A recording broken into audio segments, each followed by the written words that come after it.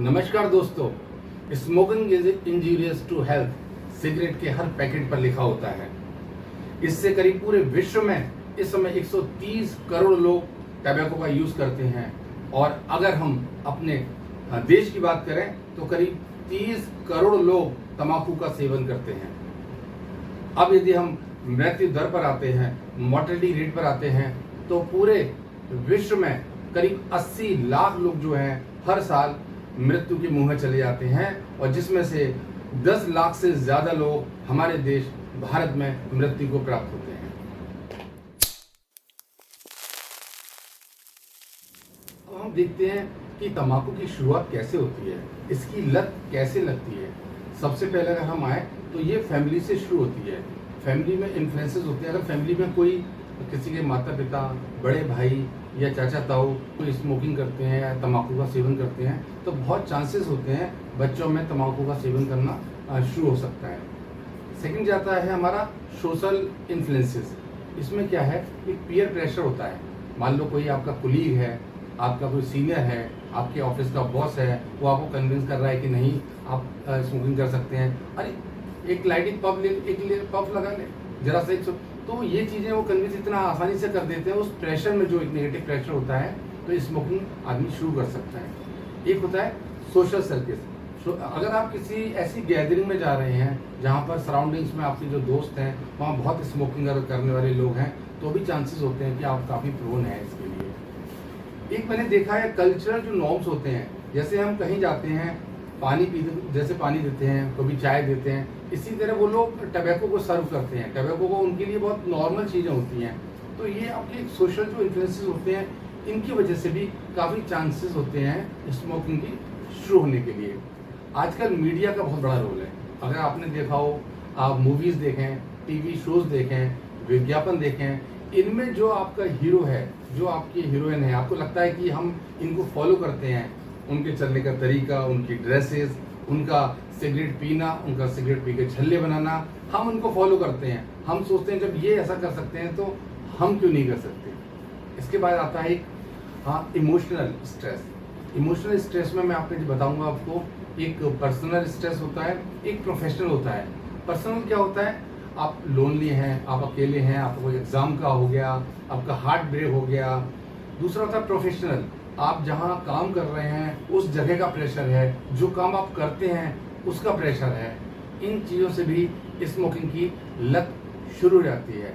इसके बाद हम आते हैं असेसिबिलिटी एंड कॉस्ट। आप देखिए आजकल प्लम्बर मिलना मुश्किल होता है, इलेक्ट्रीशियन मिलना मुश्किल होता है, लेकिन आप देखिए घर से निकलते ही 10-10 कदम पे इसके छोटे छोटे खोमचे से बने हुए हैं जहाँ बड़े सस्ते में आपको तंबाकू का जो पाउच है वो मिल जाता है। ये भी एक बहुत बड़ी वजह होती है तंबाकू शुरू होने में।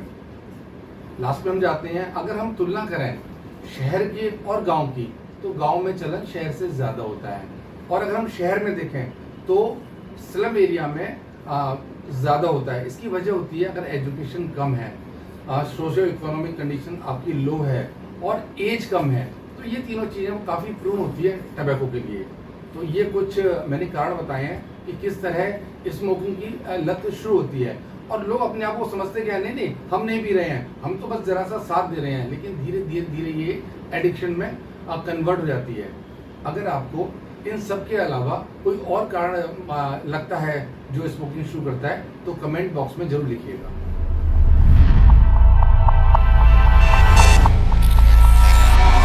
आपको मालूम है जो पूरे विश्व में 80 लाख लोगों से ज्यादा हर साल जो लोग मृत्यु को प्राप्त होते हैं, उसकी वजह क्या है? इस तंबाकू में कैंसर प्रोड्यूसिंग बहुत सारे केमिकल्स और सब्सटेंसेस होते हैं। आपको अंदाज है कि तंबाकू के अंदर कितने केमिकल्स होते होंगे? 1, 10, 50, 100, 500 नहीं, मोर देन 7000 केमिकल्स जो कैंसर प्रोड्यूस करते हैं। इतने केमिकल्स तंबाकू के अंदर होते हैं, जिसमें कुछ कॉमन होते हैं, आर्सेनिक है, एसिटाइलडिहाइड है, अमोनिया है, कैडमियम है, क्रोमियम है, HCN है, पोलोनियम है, लेड है, टॉलिन है, टार है, बेंजीन, बेंजोपायरीन है, निकोटीन है, निकोटिनमाइड है। ये सारे जो केमिकल्स हैं ये सब कैंसर प्रोड्यूस करते हैं हमारे शरीर में। आपको मालूम है दुनिया के सबसे ज़्यादा खराब जहरों में से एक तंबाकू को मैं मानता हूँ। इसकी वजह होती है हमारे शरीर में टॉप टू बॉटम हर ऑर्गन को ये इफेक्ट करता है। कैसे, मैं आपको बताता हूँ। अगर हम स्टार्ट करें ब्रेन से, तो ब्रेन में ब्रेन स्ट्रोक, लकवा हो सकता है, एल्जाइमर डिसीज हो सकती है। इसके बाद अगर हम आइज पर जाएं तो रिफ्रैक्टिव एरर, जो नंबर चश्मे का बहुत तेजी से बढ़ता है स्मोकिंग करने वाले लोगों में, कैटरेक्ट हो जाता है बहुत जल्दी। और दूसरा जिसे पर्दा कहते हैं, retina, macular degeneration of the retina होता है, जिसकी वजह से सडन ब्लाइंडनेस हो जाती है। और अगर हम नीचे आए तो नेजल, नाक का कैंसर हो सकता है। और इसके बाद जो हमारे मेजर साइनस होते हैं तो रिकरेंट साइनोसाइटिस हो जाती है और आगे चल के ये मेजरली कार्सिनोमा में चेंज हो जाती है। अगर हम अब बात करते हैं ओरल कैविटी की, तो जो आपके लिप्स हैं, गम्स हैं, टंग है, बकल म्यूकोसा है, ये सारा इन्वॉल्व होती है। पहले अल्सर बनते हैं, उसके बाद इस सब में कैंसर में चेंज हो जाती है।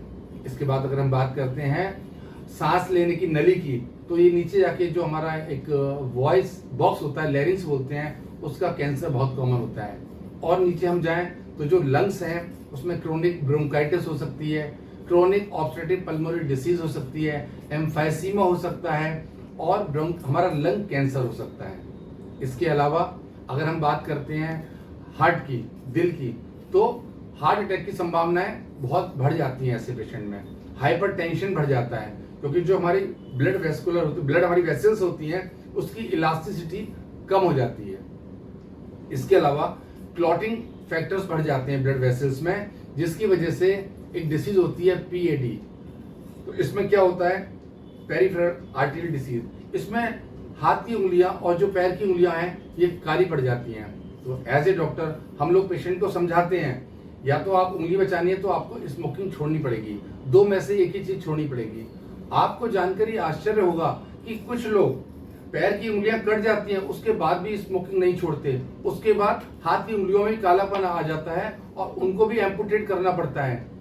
आपको लगता है कि इतना एडिक्शन क्यों होता है, इतना रिकरेंस क्यों होता है कि आदमी अपनी उंगलियां कटवाने के लिए तैयार है। ये बात मैं इस वीडियो के लास्ट में आपको बताऊंगा कि एडिक्शन का इतना बड़ा कारण क्या होता है, इसलिए इस वीडियो को आप लास्ट तक देखिएगा। इसके बाद आते हैं हम खाने की नली में, ईसोफेगस बोलते हैं, और खाने की थैली से स्टमक बोलते हैं। इसमें भी तंबाकू की वजह से अल्सर हो सकते हैं, कैंसर हो सकता है। और इसके नीचे जाए तो लार्ज इंटेस्टाइन और रेक्टम का कार्सिनोमा, कैंसर की संभावना बढ़ जाती है। लिवर मैलिग्नेंसी बढ़ती है इससे। खाना पचाने के लिए पैंक्रियाज एक ग्लैंड होती है, इसमें भी स्मोकिंग की वजह से पैंक्रियाटाइटिस हो सकती है और पैंक्रियाटिक कार्सिनोमा हो सकता है। अगर हम डायबिटीज की बात करें तो 40% डायबिटीज नॉन स्मोकर से ज्यादा होती है स्मोकर्स में। इसके बाद अगर हम नीचे आते हैं तो किडनी और पेशाब की थैली का कैंसर की संभावना बढ़ जाती है। इसके अलावा प्रोस्टेट एक नीचे ग्रंथि होती है, उसके कैंसर की संभावना बढ़ जाती है। अगर हम फीमेल की बात करें तो बच्चेदानी के मुंह का कैंसर की चांसेस ऐसे में बढ़ जाता है।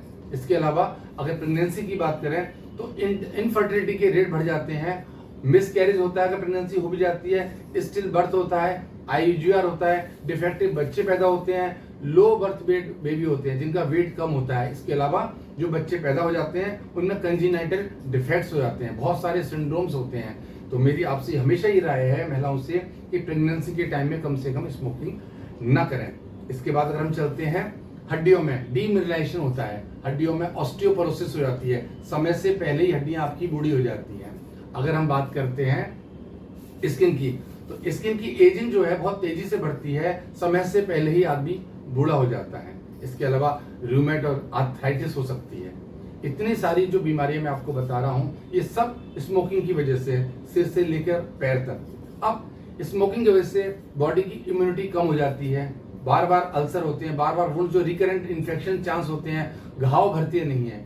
ये सारी जो चीजें हैं वो केवल तंबाकू और स्मोकिंग की वजह से होती है। इसके बाद अब क्या आप जानते हैं, कम से कम ऑन एवरेज 10 साल की जो लाइफ होती है वो कम हो जाती है, और जो बची हुई लाइफ है उसकी क्वालिटी भी काफी कम हो जाती है due to the chronic infection. बार बार जो इन्फेक्शन होते हैं तो वो उसकी जो लाइफ होती है वो भी काफी खराब स्थिति में बची हुई लाइफ वो व्यतीत करते हैं।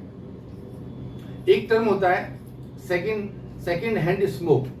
ये क्या होता है, जैसे जो एक्टिव स्मोकर्स होते हैं जो फैमिली में, तो उनकी वजह से जो स्मोक सराउंडिंग्स में होता है उन बच्चों को भी हो सकता है। जैसे घर में अगर पेरेंट्स स्मोकिंग करते हैं तो घर में जो बच्चे हैं वो भी, उनको भी चांसेस हो जाएंगे स्मोकिंग की वजह से, जितनी भी ये डिसीज होती है और कैंसर की संभावना होती है। इसी तरह ऑफिस में, आपके किसी भी आपके जो ऑर्गेनाइजेशन है वहां पर भी, पब्लिक प्लेस पर, इसीलिए गवर्नमेंट मना करती है। गवर्नमेंट इस चीज को भी चिंतित है कि पब्लिक प्लेस पर स्मोकिंग ना करें। उसकी मेन वजह यही है कि आपके अलावा जो स्मोकिंग करते हैं बाकी लोगों को भी स्मोकिंग के चांस बढ़ जाते हैं। इसीलिए आजकल स्मोकिंग जोन बनाए जाते हैं जहां पर आदमी खुद स्मोक कर ले, बाकी लोगों को दिक्कत ना हो। अभी आपने देखा कि टॉप टू बॉटम पूरे शरीर में जो है, पूरे शरीर में इस कैंसर और बीमारियों का बहुतायत हो जाती है। इतनी सारी खतरनाक बीमारियों और कैंसर के बावजूद भी इतना एडिक्शन क्यों होता है? लोग टबैको को क्यों नहीं छोड़ पाते हैं? मैंने बीच में भी आपको बताया था एक डिसीज जिसमें हाथ की उंगलियां और पैर की उंगलियां काली पड़ जाती हैं, कट जाती हैं, लेकिन फिर भी वो नहीं छोड़ पाते हैं। इसके पीछे कारण क्या है, इतना एडिक्शन क्यों है? मैं इसको बताता हूँ आपको। जो टबैको में निकोटीन होती है, वो निकोटीन रिसेप्टर के थ्रू ब्रेन एक्टिविटी को बढ़ाती है और ब्रेन में कुछ हार्मोन्स सीक्रेट होते हैं, उनको हम लेमन में हैप्पी हार्मोन्स भी कह सकते हैं। उसमें जो प्रमुख होते हैं, एक डोपामीन, सेरोटोनिन एंड नॉरएपिनेफ्रिन। तो जो डोपामीन एंड सेरोटोनिन होता है ये बॉडी को बहुत रिलैक्स करता है, रिवार्ड, मूड एलिवेटर करता है, कूल एंड काम करता है, तो आदमी को बड़ा अच्छा सा फील होता है। ऐसे ही जो सेरोटोनिन होता है ये आपको अराउज करता है, अटेंशन करता है, फोकस पे करता है और कॉग्निटिव जो ब्रेन के फंक्शन होते हैं उनको शॉर्ट टर्म में एक्टिवेट करता है।